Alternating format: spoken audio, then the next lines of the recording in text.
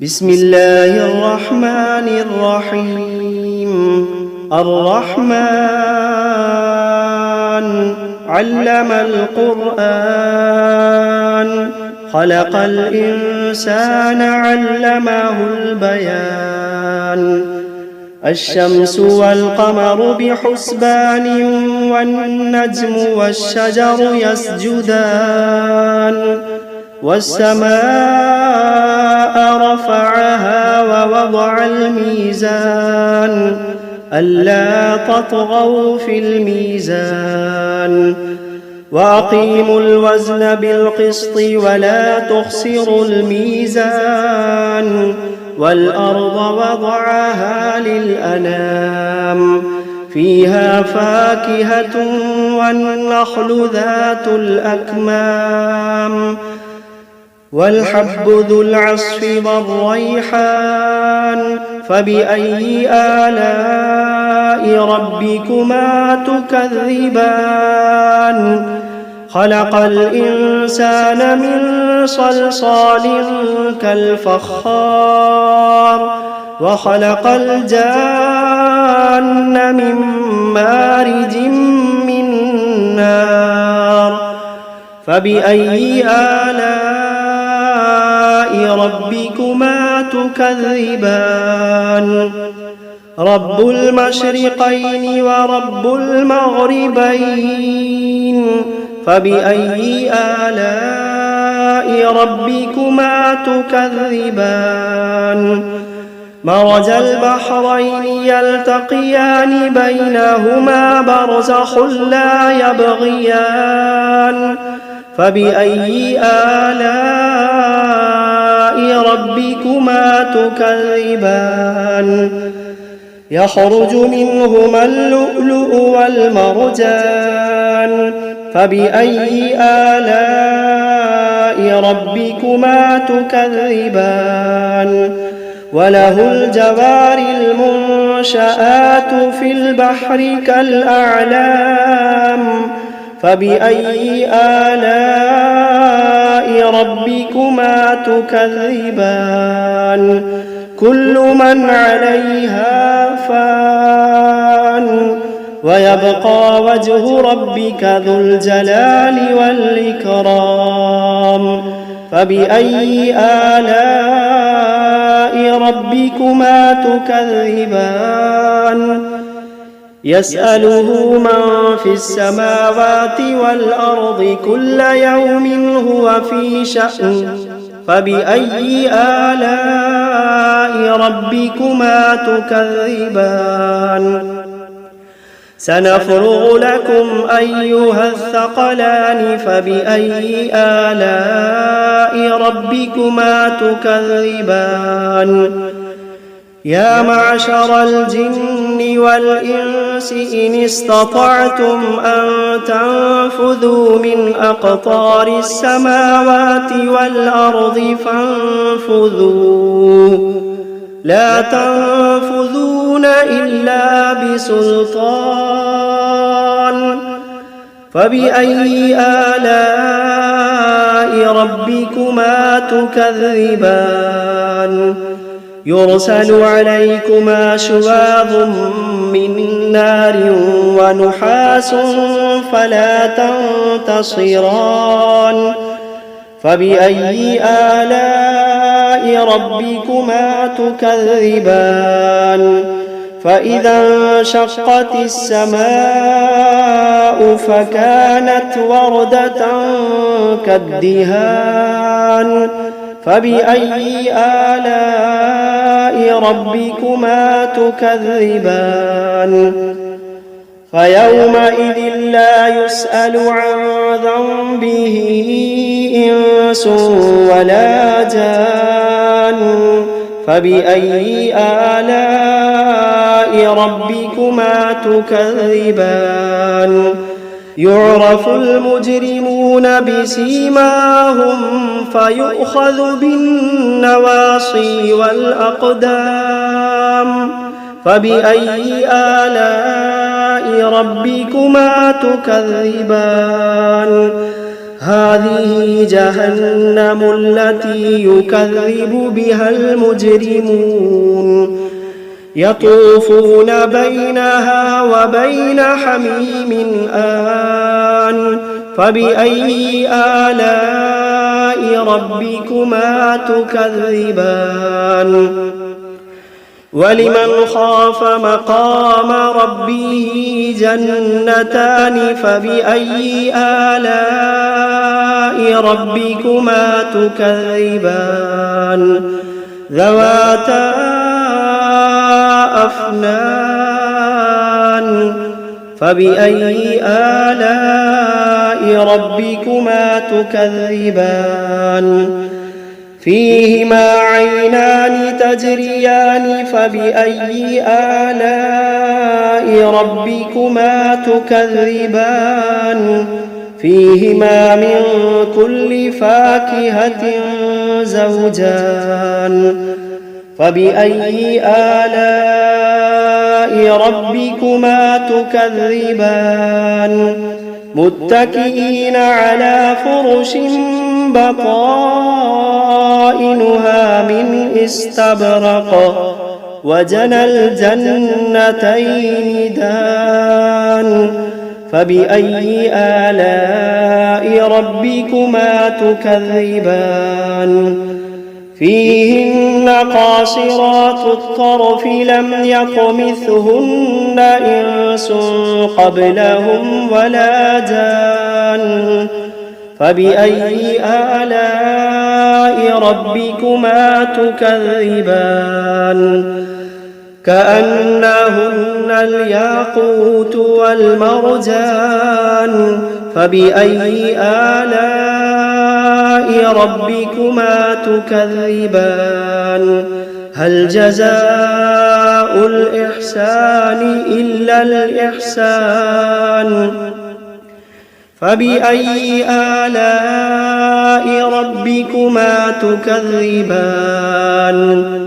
ومن دونهما جنتان فبأي آلاء ربكما تكذبان مدهامتان فبأي آلاء ربكما تكذبان فيهما عينان نضاختان فبأي آلاء ربكما تكذبان فيهما فاكهة ونخل ورمان فبأي آلاء ربكما تكذبان فيهن خيرات حسان فبأي آلاء ربكما تكذبان حور مقصورات في الخيام فبأي آلاء ربكما تكذبان لم يطمثهن إنس قبلهم ولا جان فبأي آلاء ربكما تكذبان متكئين على رفرف خضر وعبقري حسان فبأي آلاء ربكما تكذبان تبارك اسم ربك ذي الجلال والإكرام بسم الله الرحمن الرحيم تبارك الذي بيده الملك وهو على كل شيء قدير الذي خلق الموت والحياة ليبلوكم أيكم أحسن عملا وهو العزيز الغفور الذي خلق 7 سماوات طباقا ما ترى في خلق الرحمن من تفاوت فارجع البصر هل ترى من فطور ثم ارجع البصر كرتين ينقلب إليك البصر خاسئا وهو حسير ولقد زينا السماء الدنيا بمصابيح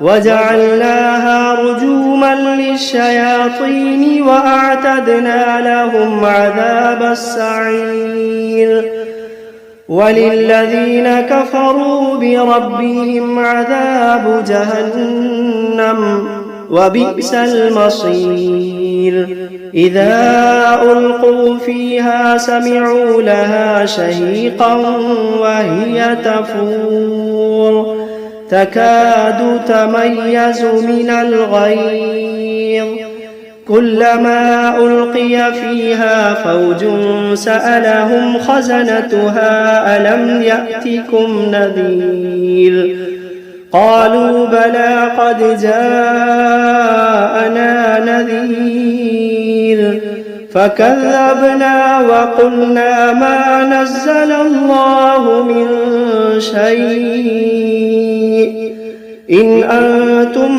إلا في ضلال كبير وقالوا لو كنا نسمع أو نعقل ما كنا في أصحاب السعير فاعترفوا بذنبهم فسحقا لأصحاب السعير إن الذين يخشون ربهم بالغيب لهم مغفرة وأجر كبير وأسروا قولكم أو اجهروا به إنه عليم بذات الصدور ألا يعلم من خلق وهو اللطيف الخبير ألا يعلم من خلق وهو اللطيف الخبير هو الذي جعل لكم الأرض ذلولا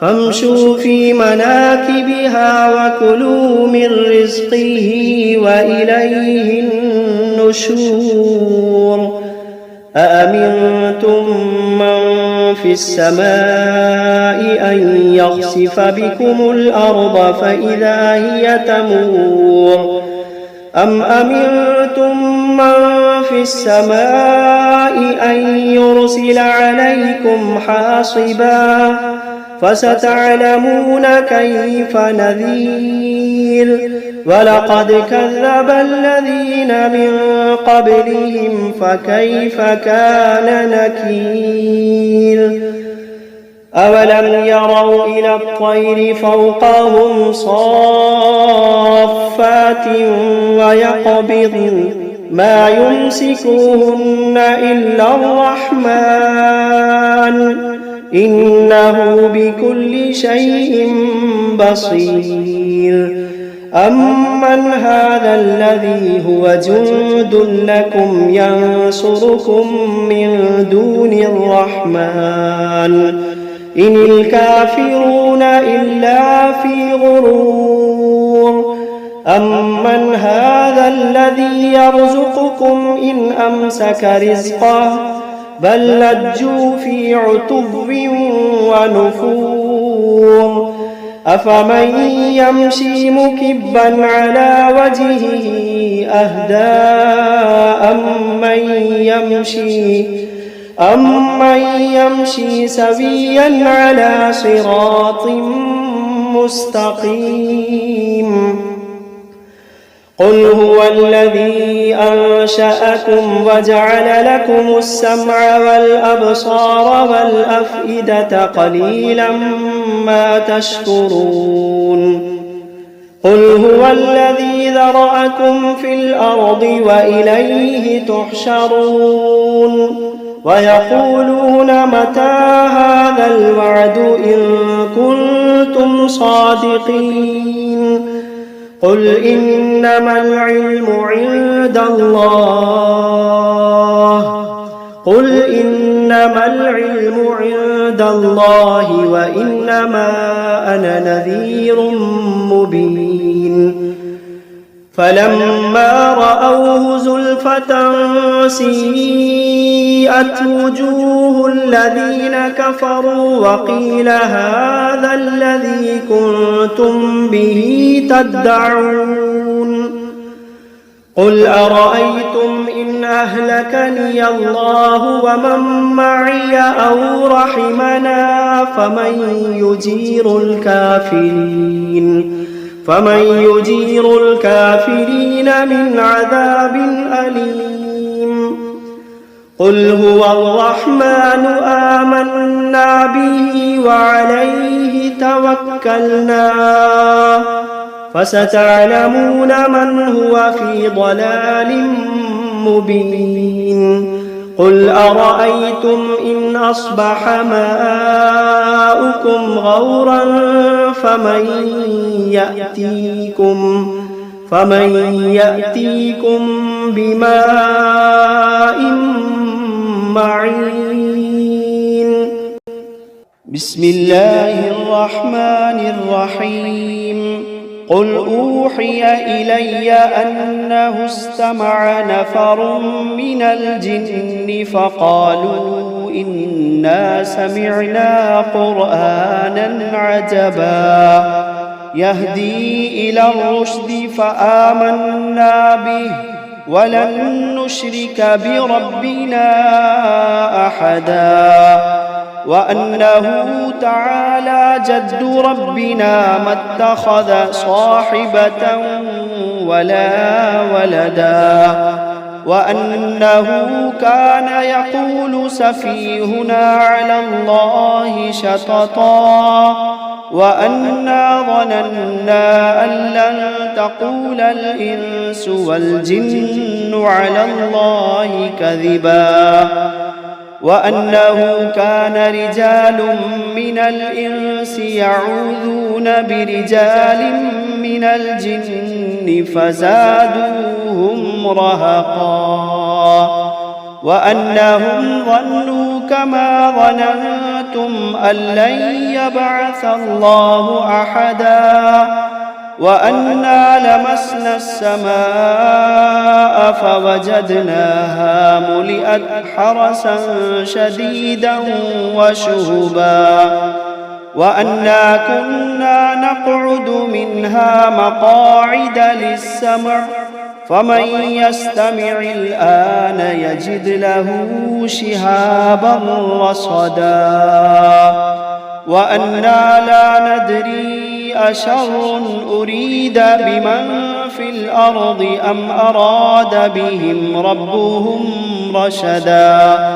وأنا منا الصالحون ومنا دون ذلك كنا طرائق قددا وأنا ظننا أن لن نعجز الله في الأرض ولن نعجزه هربا وأنا لما سمعنا الهدى آمنا به فمن يؤمن بربه فلا يخاف بخسا ولا رهقا وأنا منا المسلمون ومنا القاسطون فمن أسلم فأولئك تحروا رشدا وأما القاسطون فكانوا لجهنم حطبا وأن لو استقاموا على الطريقة لأسقيناهم ماء غدقا لنفتنهم فيه ومن يعرض عن ذكر ربه يسلكه عذابا صعدا وأن المساجد لله فلا تدعوا مع الله أحدا وأنه لما قام عبد الله وأنه لما قام عبد الله يدعوه كادوا يكونون عليه لبدا قل إنما أدعو ربي ولا أشرك به أحدا قل إني لا أملك لكم ضرا ولا رشدا قل إني لا أملك لكم ضرا ولا رشدا قل إني لن يجيرني من الله أحد قل إني لن يجيرني من الله أحد ولن أجد من دونه ملتحدا إلا بلاغا من الله ورسالاته ومن يعص الله ورسوله فإن له نار جهنم ومن يعص الله ورسوله فإن له نار جهنم خالدين فيها أبدا حتى إذا رأوا ما يوعدون فسيعلمون من أضعف ناصرا وأقل عددا قل إن أدري أقريب ما توعدون أم يجعل له ربي أمدا عالم الغيب فلا يظهر على غيبه أحدا إلا من ارتضى من رسول فإنه يسلك من بين يديه ومن خلفه رصدا ليعلم أن قد أبلغوا رسالات ربهم وأحاط بما لديهم وأحصى كل شيء عددا.